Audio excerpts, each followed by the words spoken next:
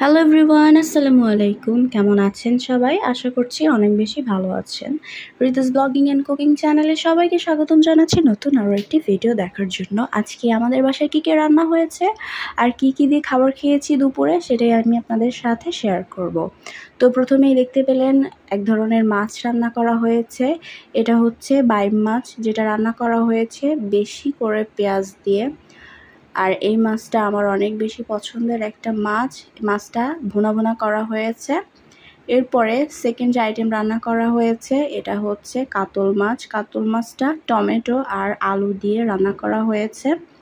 এরপরে একটা ভাজি করা হয়েছে, এটা হচ্ছে আলু আর করলা ভাজি করা হয়েছে। বেশি করে পেঁয়াজ দিয়ে আলু আর করলা ভাজি আমার অনেক বেশি পছন্দের।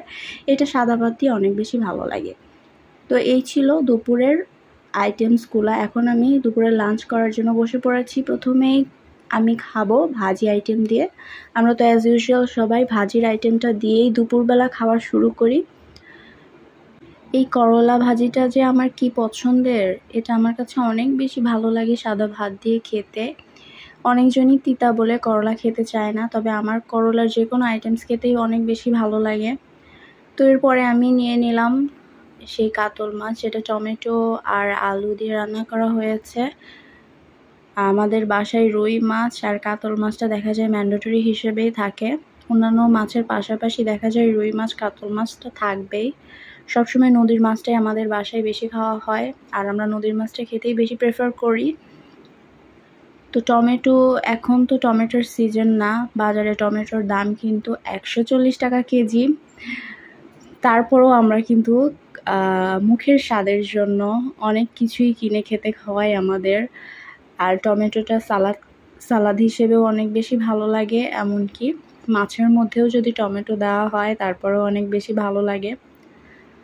আমার কাছে সবসময় টমেটোটা অনেক বেশি ভালো লাগে। টমেটো দিয়ে তরকারিটা রান্না করলে একটু টকটক লাগে, তো এই জন্য খেতে ভীষণ মজা লাগে। তো আমি সবসময় দেখা যায় মাছের লেজ, মাছের মাথা এগুলো খেতে অনেক বেশি পছন্দ করি। তাই সবসময় দেখা যায় যে আমাকেই এগুলো বেশি বেশি দেয় আমার আম্মু, আমার আপু। এগুলো বেছে খেতে অনেক বেশি টাইম লাগে।